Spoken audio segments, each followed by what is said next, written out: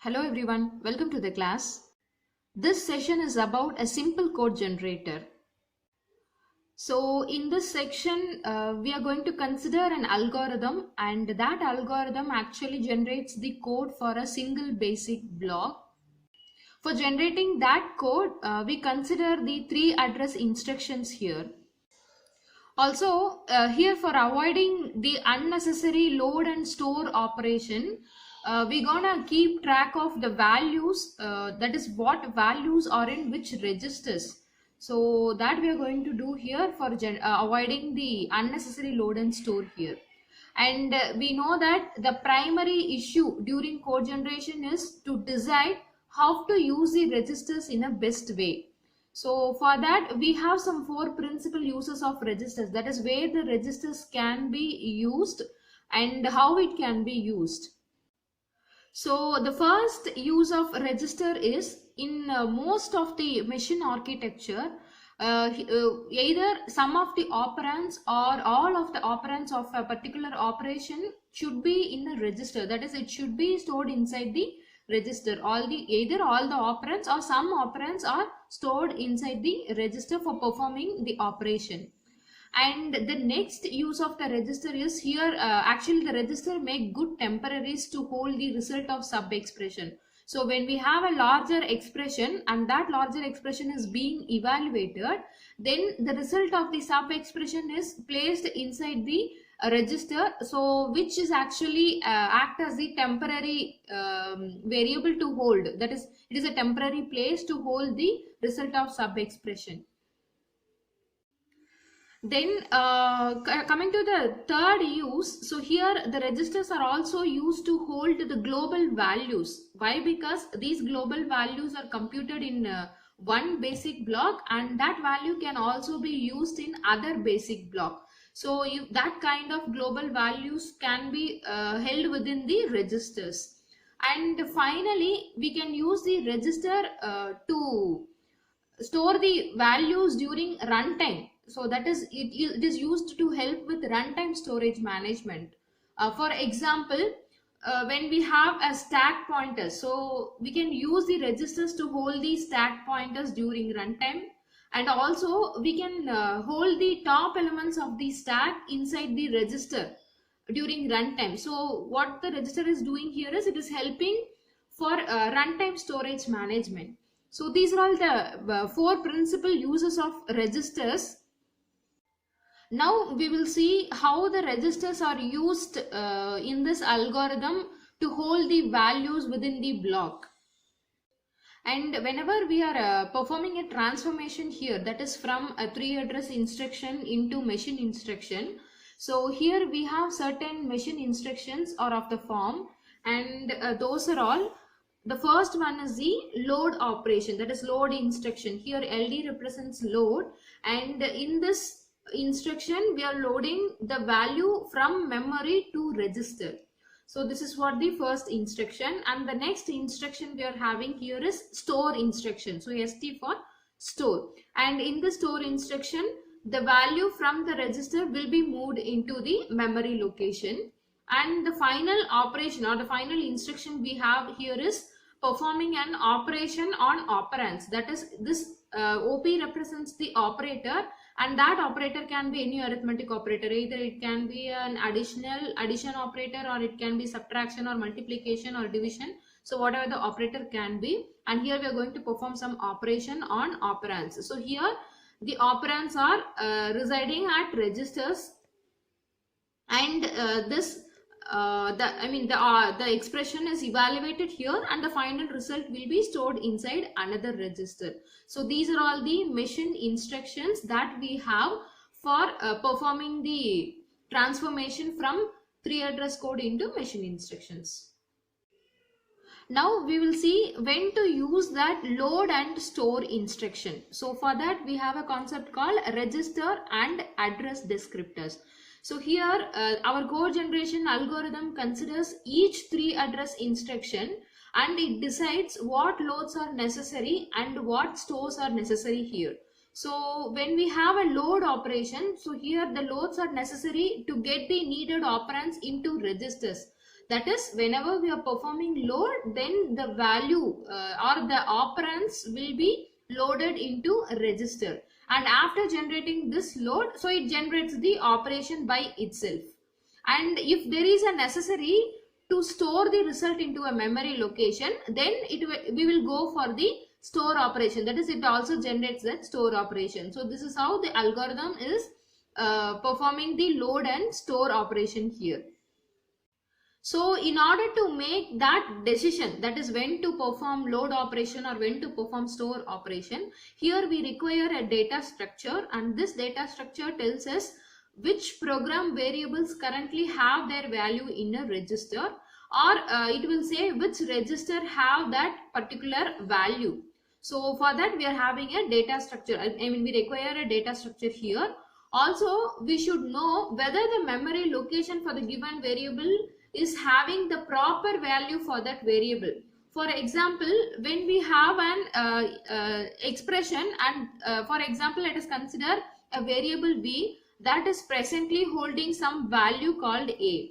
Okay, so it is presently having some value a, and after some time again we are recalculating the value of a by doing other expression like a plus b, and now the value of b is updated. So we must ensure that whether the memory location is having the updated value or not, that is, it is having the current value in the register or not, that current value in the memory location or not. So we need to know that as well.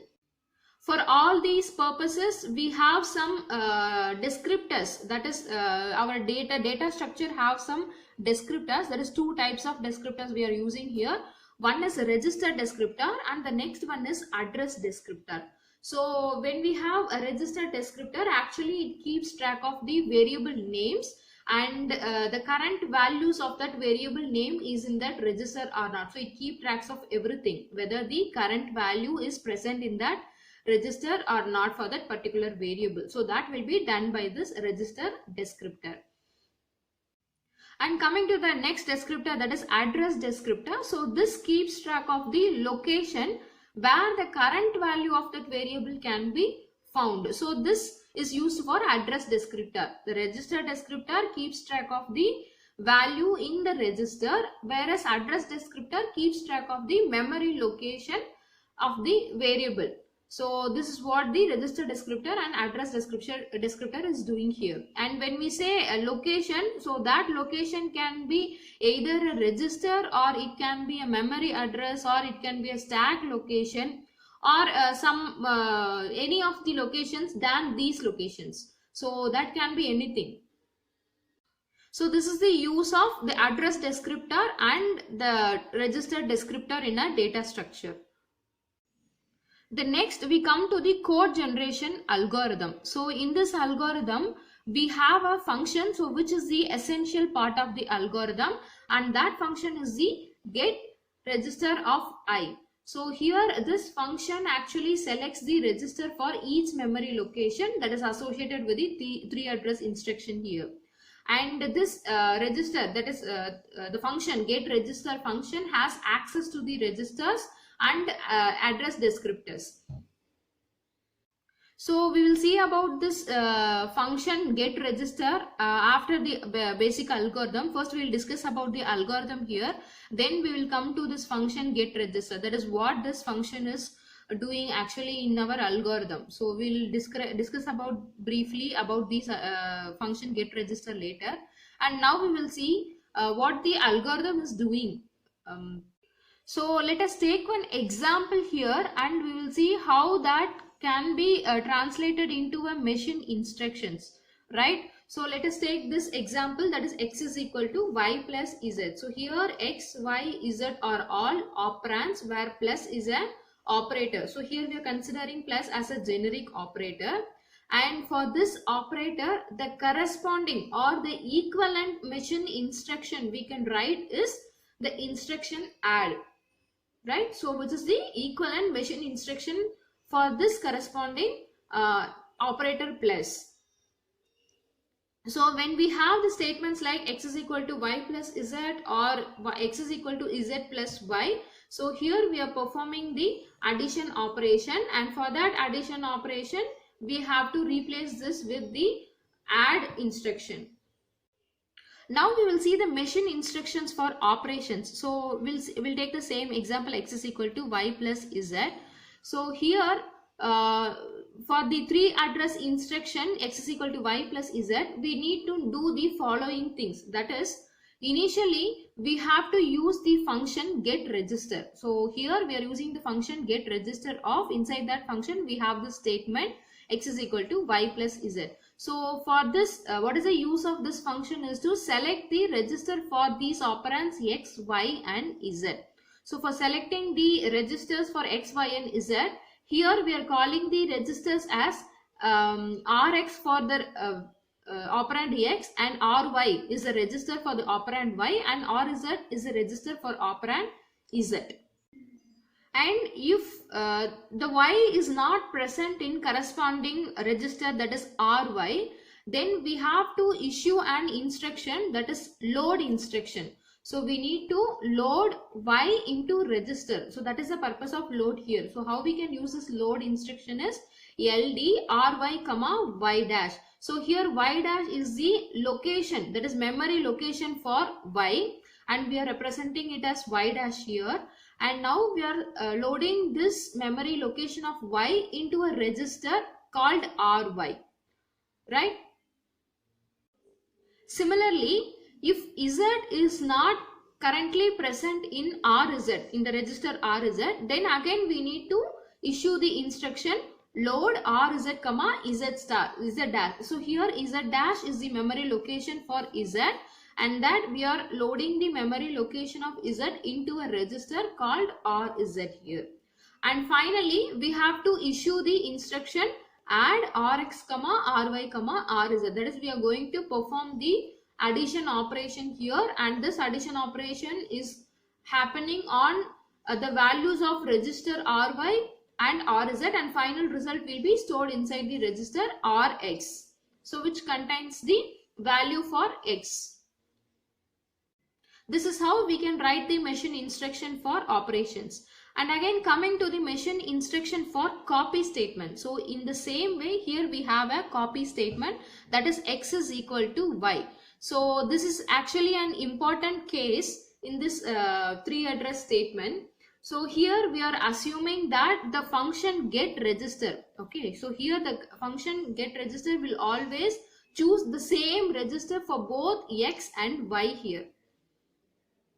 Why? Because here we are simply copying the value of y to x. So here this function will choose the same register for both x and y. If y is already not in the register ry, then we need to issue the instruction load ry comma y. That is, we are loading the value of y into a register ry, and later we can copy this value into x.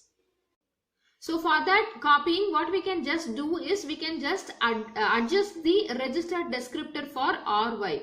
So when we are adjusting this register descriptor for ry, it also includes the name x. So here x will also contain the same value of y. And next is ending the basic block. So here whenever the end of block is reached, the variables that is used inside the block will wind up with their only location. And when we have a variable which is a temporary variable used in that block, then it is fine. When the block ends, there is no need of storing that temporary variable in any of the register, and we can assume that the register is empty. Why? Because there we have actually stored the temporary values, and after that temporary values when the block ends, those temporary values will be deleted from that particular block, so that we can assume that the register is empty now. But if there is a variable and those variables are live on exit from the block, then we cannot release the register there. Why? Because we do not know that which variables are live on exit, or where that variable, that is the value of that variable, is needed later in the program. So in that case, here for each variable x, we do not say that its value is located in the memory location. So for that purpose, we have to generate the instruction, that is store instruction. So when we are generating the store instruction, now what is happening here? We are storing the value that is present in the register R, and that value will be stored inside the memory location. So here we are storing the value from register to memory location at the end of the block. Why? Because we don't have idea that which variable is live on exit and which variable have the need for a later purpose. So for that purpose, we are going for this instruction store. So when the code generation algorithm is issuing machine instructions like load, store and other kind of machine instructions, so every time it needs to update the register descriptor as well as the address descriptor. So for that purpose, we are going for this concept called managing register and address descriptor. So we need to manage the register descriptor as well as the address descriptor. So for that purpose, we have certain rules to be followed, and these are all the rules that we have here. So for the instruction load R comma X, so here what we are going to do, that is what are all the changes that we are going to do here is, first we need to change the register descriptor for R, that is register descriptor for the register R, so that it can hold only the variable X. So this is the first change we are doing for this instruction. And the next change we have to do is to change the address descriptor for the memory variable X. So how we can change this address descriptor for X is by adding the register R as an additional location here, so that we can change the address descriptor for X. So these are all the two changes that we need to do for this instruction load R comma X. First we need to change the register descriptor for the register R, then we need to change the address descriptor for the location X. And coming to the next instruction store X comma R. So here we are going to change only the address descriptor for X. Why? Because we are going to store the value from register R into the memory location X. So here we have to change the address descriptor for X to include its own memory location.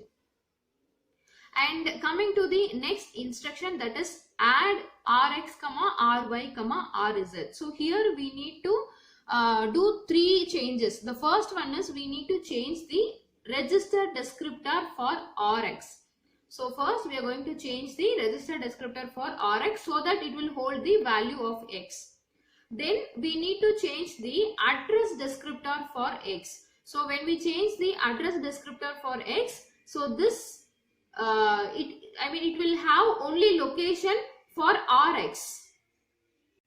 When we are changing the address descriptor for X, now the memory location of X is not in the address descriptor of X now. So this address descriptor will have only the location Rx, that is register location.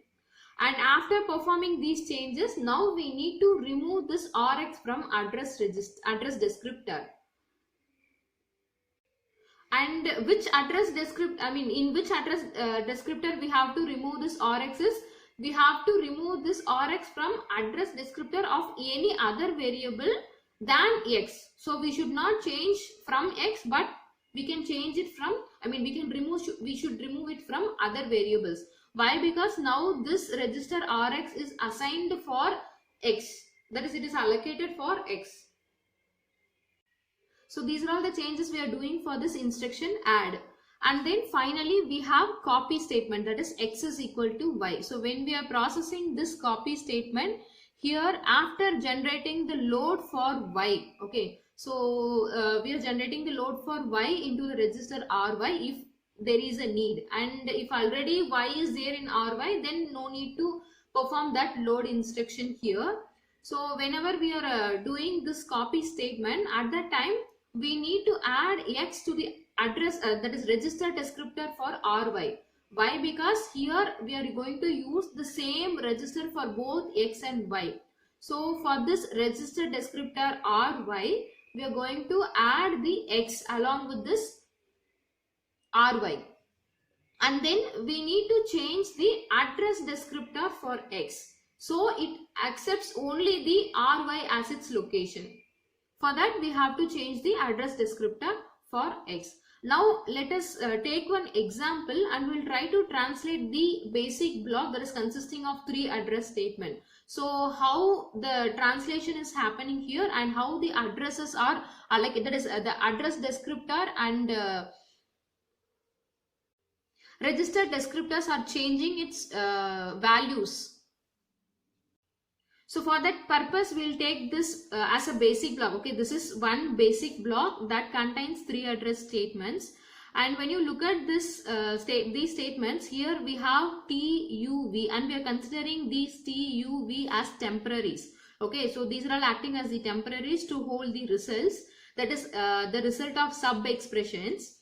And coming to these variables A, B, C, D. So these are all the variables that we are using here. So how we can translate this 3 address statements, and how the changes are happening in address register as well as address descriptor as well as register descriptor. Let us go by statement by statement. First we will consider the statement T is equal to A minus B. So here T is a temporary and A and B are the variables. So this is actually the register descriptor, and this is the address descriptor. So here in this register descriptor we are using 3 registers, R1, R2 and R3. So we are assuming that initially all these registers are empty. So that is, it is not allocated to any other, it is not assigned to any variables. And coming to the address descriptor, so here for this address descriptor we have all the temporary variables as well as the variables we are using here in the code. And initially all the variables contains its own memory location. So this is what the address descriptor, and this is the register descriptor. So after executing this statement, okay, how the statement is converted, initially we need to load the value from A to a register. So for that we are loading the value of A into R1, and in the same way we are loading the value of B into R2. And finally we are performing the operation subtraction, and the subtraction is happening on these 2 registers R1 and R2. So we are performing subtraction on R1 and R2, and the final result should be stored either inside R1 or R2. And here we are taking the final result that will be stored in R2. Why? Because so already we have assigned the value of B to R2. So inside the block we need to check the that is the need of B. So here we need to check the need of B in this block. So when you look at the block here, in this first statement we have B. After this statement we need to check whether the B is used anywhere in the next statement, that is the B has any next use here. So for that we need to check, and if B has no use, no future use, then we can reuse the register that is allocated for this B. So that is what we are doing here. Now the result will be stored in the register R2, which is already used for B. Why? Because B is not having any next use in the block, in that particular block. So we are just assigning the we are just assigning the result inside the register R2. So after this statement, now your R1 contains A, that is the register descriptor. In the register descriptor, the R1 contains the location A, and coming to R2, actually R2 contains the result now, right? So what the result is, actually the result will be stored inside T. So the variable T is assigned to register R2. Then coming to the address descriptor, so already the address descriptor have A, B, C and D corresponding to the variable A, B, C and D. And now A is actually having that is A is actually assigned to the register R1. So here we are updating the address descriptor for A as A comma R1. And in the same way, coming to T, so in the place of T, what we have to do, we have to add the register R2. So here we are adding R2 in the address descriptor of T. Right, so this is after the first statement. In the same way, coming to second statement, so when we execute second statement, So we know that already A is present in a register R1. So here A is already present in the register R1. If that is the case, again no need to load the value of A into another register. And so far we are taking only C, and that C value is loaded into the register R3. Why? Because right now only R3 is empty. So which can hold the value of C now. So now the value of C is loaded into R3. After loading the value, we are performing subtraction, and subtraction is for R1 and R3. So R1 and R3, and we have to store the result either in R1 and R3. So for choosing this, again we need to refer the basic block whether A have any next use in that particular basic block. So coming to this statement, so after this statement, okay, right now we are in this statement. After this statement, we have to check whether A have any use. So here we don't have A, and here we don't have A, and here we don't have A, which means after this statement there is no next use for A. So we can reuse that register, that is the register allocated for A here. Now what we are doing, we are assigning the result into register R1. So what now R1 contains? Now R1 contains U. So we are replacing this A with U in the R1. And R2 contains as usual T. And now R3 contains C. So we are changing it as C. And coming to the address descriptor. So in the address descriptor, now R1 is not having the value of A. So we just removed R1 from here, right? And then here B, no, there is no change in the B. And coming to the address descriptor for C, so here now C is assigned to the register R3. So we need to change the address descriptor for C. And here there is no change, and here also there is no change. And coming to the address descriptor for U, so address descriptor for U is initially empty, and now that U is containing R1. So we have changed the address descriptor for U now. And in the same way, coming to the next statement, here we have T plus U. So T is already in register R2 and U is already in register R1. So here we are going to perform the operation directly. So add R2 comma R1. After performing the operation, we need to store the result in any of the register R2 and R1. But when you look at the next use of T and U in the program, so after this statement, again we are having again we are going to use the value V and U. So what we are going to do here is we are going to assign the result in R3. Why? Because in R3 we have C, so which is not used. So what we are going to do here is we are going to store the result inside the R3. So we are updating the address descriptor, that is register descriptor, as well as the address descriptor here. Likewise, we have to perform all the operations, and we need to make the changes in both address descriptor as well as the register descriptor.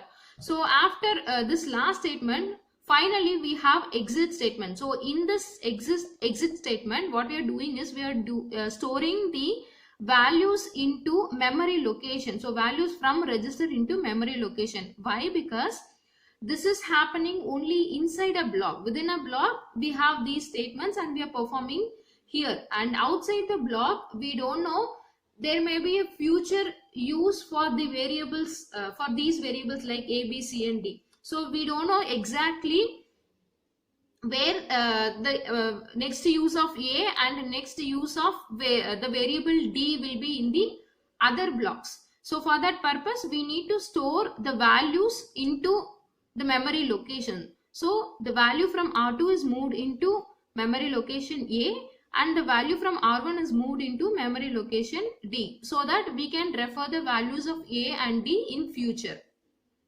And so that is what we are here doing. We are just assigning the value of R2 to A, so that it is A comma R2, and in the same way we are assigning the value of R1 to D, so D comma R1. And so these are all the changes we are doing here, and here we are not going to do any changes. Why? Because already R2 is containing A and already R1 is containing D. So here we are not going to do any changes. And finally, we will see the design of the function get register. So how this function is designed and how it is working. So for that, let us consider how to implement this function get register for a 3 address instruction. So there are many ways to implement this get register, but although we have many ways, there are some cases that may lead to incorrect code due to loss of value of one or more live variables. So at that time, we need to examine the code there. Okay, so for that we are going to consider the simple example, that is x is equal to y plus z. So with this x is equal to y plus z, so we will begin our examination and we will see how to pick a register for the variables x, y and z. So here the issue is common for all these 3 variables, that is for picking the register for x, y and z is common here. So now we will consider only y here. So how to pick register for this variable y. So we'll consider that, and for that we have certain rules to be followed when we are picking the register for a variable y. And now we'll see what are all those rules. So coming to the first rule, if y is currently present in a register, then we need to pick that register that is already containing that y. So instead of issuing a new load instruction there, we have to pick the register that already contains this y. Okay, so this is the first rule.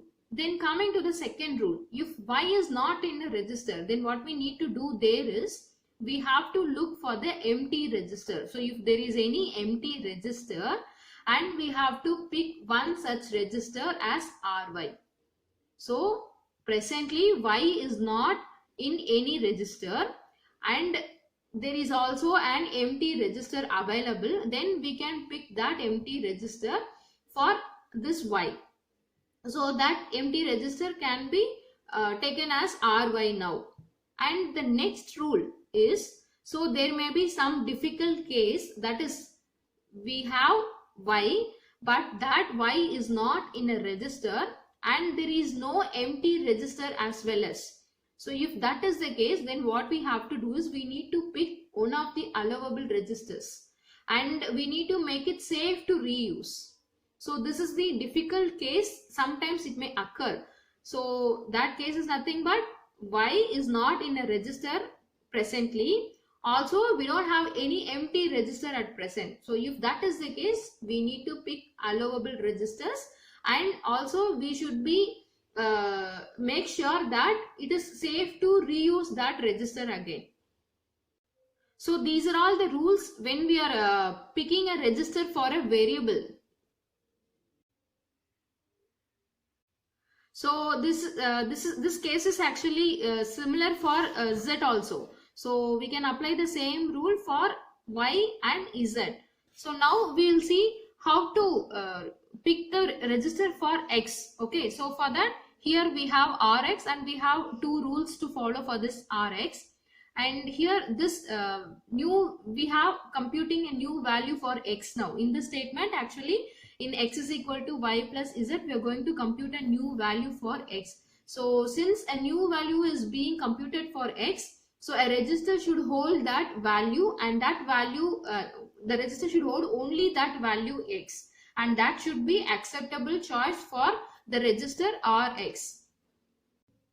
Even though the x value is same as either y or z in the statement, though we need a separate register to store this value, that is the result value of x. So for that we need to pick a register that should hold only x as its value. And coming to the next rule, so here if y is not used after the instruction, some particular instruction, then in that case what we can do is we can use the register ry for rx. Okay, so we can use the register ry for rx. Why? Because so in future the y cannot be, that is the y is not in use or the y has no reference in future. If that is the case, then we can use this ry as rx. So this is how the function get register is performing when it is allocating a register to a variable.